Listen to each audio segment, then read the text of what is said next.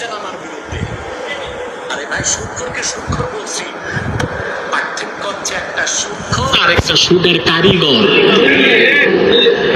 হচ্ছে সুদের কারিগর, সুদের কারিগর।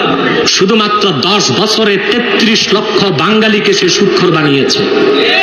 সুদ খাওয়া, সুদ দেওয়া এক জিনিস, আর মানুষের ঘরে ঘরে রক্তের ফোঁটায় ফোঁটায় সুদ মিশায় দেওয়া, ওই রকম জঘন্য সুদখোরের বিরোধিতা করায় যারা আমার বিরোধিতায় লিপ্ত হয়েছেন, আল্লাহর গজবে বাকি নাম নিশানা আপনাদের মুছে যাবে ইনশাআল্লাহ।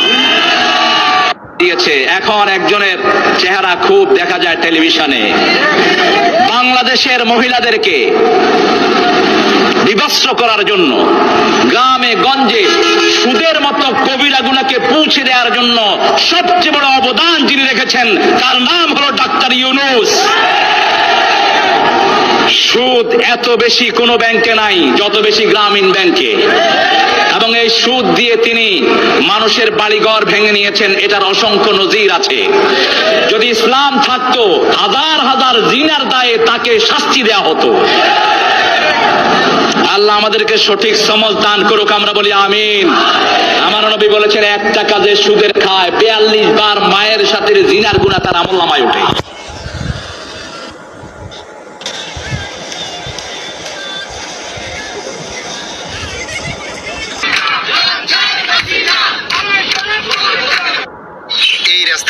আমি 4 দিন ধরে কাটে না সময় আশায়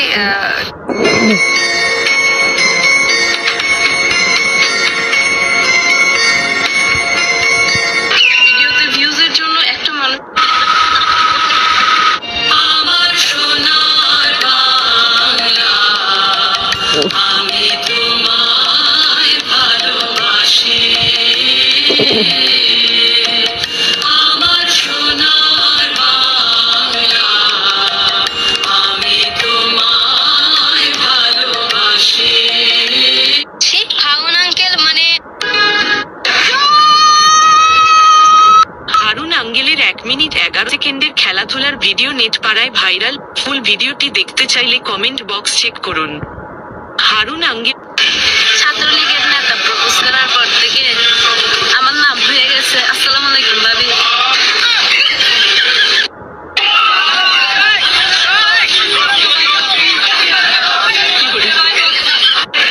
এটা সেই গণভবনের দলিল না, এটা দলিল না,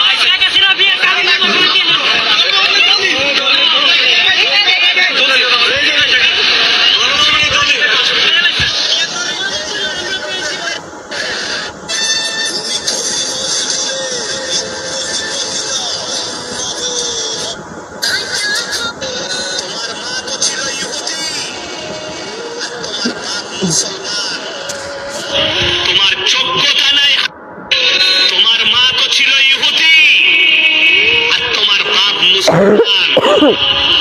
তোমার যোগ্যতা নাই।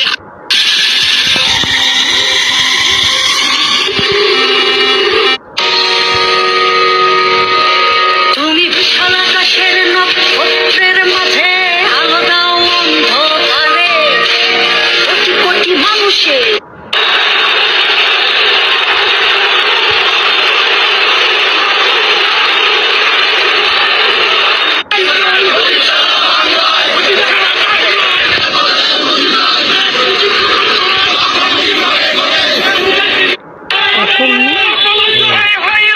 দাঁড়িয়েছে আইসিবি ইসলামিক ব্যাংকের জন্য।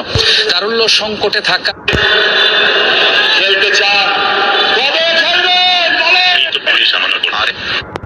আরে ভাই, পুলিশ তো ঝামেলা করবেই, কিন্তু তোমরা ছেলেপেলেদের বলো নেই কি করতে হবে না হবে।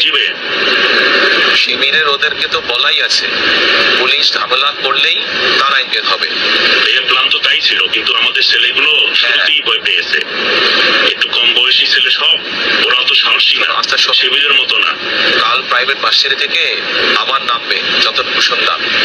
ওইদিকে তোমাদের সব ছেলেদের থাকতে বলো। আমি প্রয়োজনে মাসুদকে আবার বলে দেবো।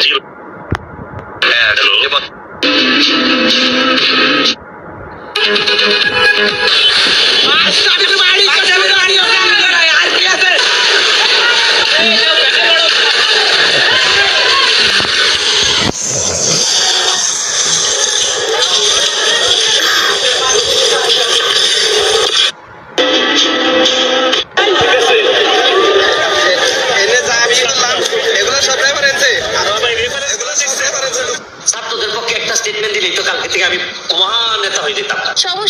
ভাই ছাত্রকে পক্ষে আপনার কোনো কথা কোয়া লাগবে না, আর আয়ের নেতাগিরি দেখাইতে জনগণের কাছে। আমি তোমার বাপ।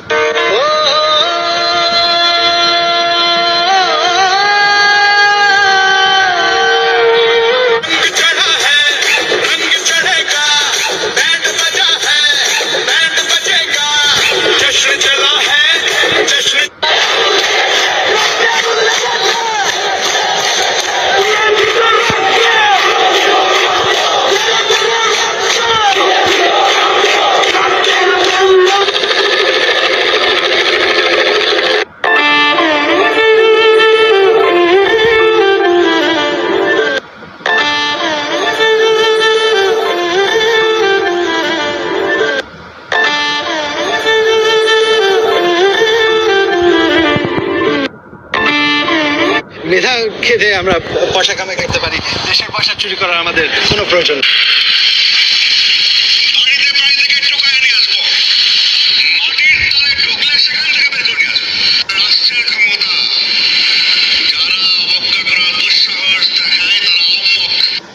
মেধা খেতে আমরা পয়সা কামাই করতে পারি।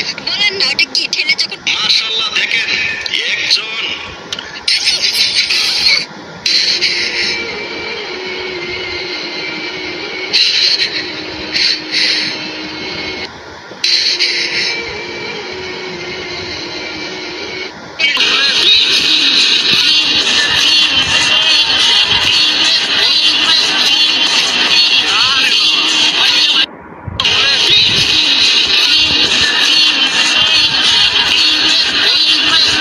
যদি লক্ষ্য থাকে অটুট বিশ্বাস হৃদয়ে, হবেই হবেই দেখা।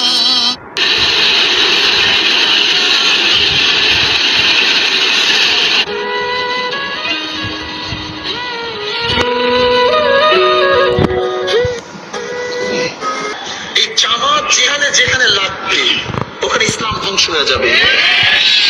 জামাত লাগছে আলিয়া মাদ্রাসার মধ্যে, আলিয়া জামাত লাগছে ইত্তেহাদুল উম্মার মধ্যে, ইত্তেহাদুল উম্মাহ। জামাত লাগছে বিএনপির মধ্যে, বিএনপি। জামাতের প্রয়োজন যেখানে লাগবে সেটা ধ্বংস হয়ে যাবে, যেখানে লাগুক ধ্বংস হয়ে যাবে। আল্লাহ তার কাছে রহমতুল্লাহ বলছেন, আল্লাহ তার কাছে রহমতুল্লাহ হাফিজুল হাদিস, যে হাফিজুল হাদিস 1 লক্ষ করে হাদিস মুখস্থ ছিল, আব্দুল্লাহ তার কাছে রহমতুল্লাহ আলাইহি, তিনি বলেছেন যদি কোনো দেশ যদি কমিউনিস্টরা দখল করে নেয় সেখানে একদিন ইসলাম আসতে পারে, কিন্তু আল্লাহ না করুক কোন দেশ যদি জামাত দখল করে ফেলে কিয়ামতের আগ পর্যন্ত আর কোনো দেশে ইসলাম আসবে না। বাংলাদেশ তো ভালোই ঠান্ডা হয়ে গেছে, ভালোই চলছে। হঠাৎ এই দেশটাকে গরম করার জন্য যারা উঠে পড়ে লেগেছেন তারা থামেন। আমরা দেখছি এই দেশে যত বিশৃঙ্খলা করার জন্য চেষ্টা চালাচ্ছে, পেছনে সব টাকাওয়ালাদের অবদান। মতো যা ইচ্ছা তাই করবেন না।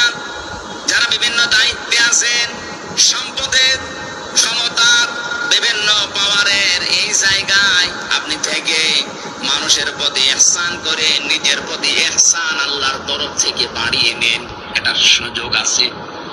একটা মানুষের অপরাধ যদি আপনি জানা শোনার পরেও যেভাবে গোপন করে তারে বাঁচিয়ে দিতে পারেন, মহান আল্লাহ কিয়ামতে আপনার ৭০টা দোষ গোপন করে বাঁচিয়ে দেবেন। বলেন আমিন।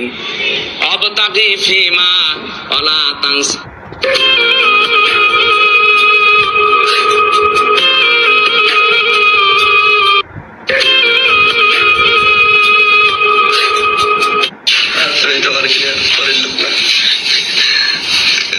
ডক্টর মিজানুর রহমান আজহারি বলে উঠলেন যে বিশ্বনবী, আল্লাহ নাকি বললেন বিশ্বনবী আপনার কথায় আমি কোরআন নাজিল করতে পারলাম না।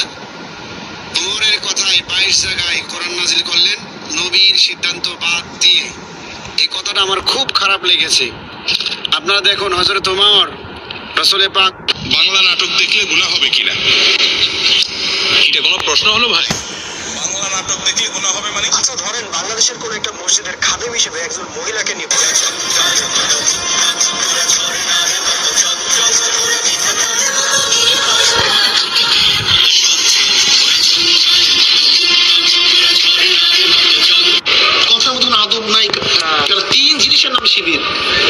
নাম শিবির?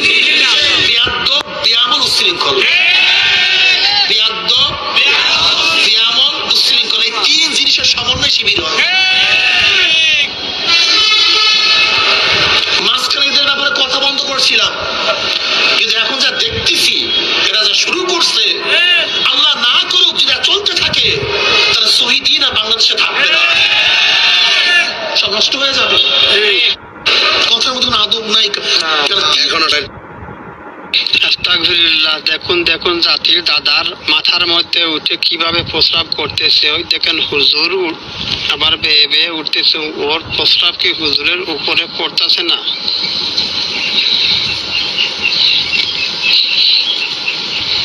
যদি ভিডিওটি ভালো লাগে তাহলে লাইক কমেন্ট শেয়ার করবেন প্লিজ। দেখুন কি সুন্দর ছেলেটা জাতির দাদার মাথার মধ্যে প্রস্রাব করতেছে। সিংহকে জেলেবন্দি করলেও সিংহের বাচ্চাগুলো আছে না নাই? মনে রাখতে হবে, সিংহের বাচ্চা হলেও সেগুলো সিংহ, সেগুলো বানর নয়। সিংহের বাচ্চা হলে সেগুলো সিংহ। দালালি করি না, আমরা মিজানুর রহমানের কোনো উন্নতি চাই না, আমরা মিজানুর রহমানের কোনো নাম চাই না। ভাবতে অবাক লাগতেছে, মানুষের ক্ষমতা কখনো থাকে না। টাকা দিয়েও না বাবার মূর্তিটা বানাইছে। ক্ষমতার অহংকার দেখাবি না।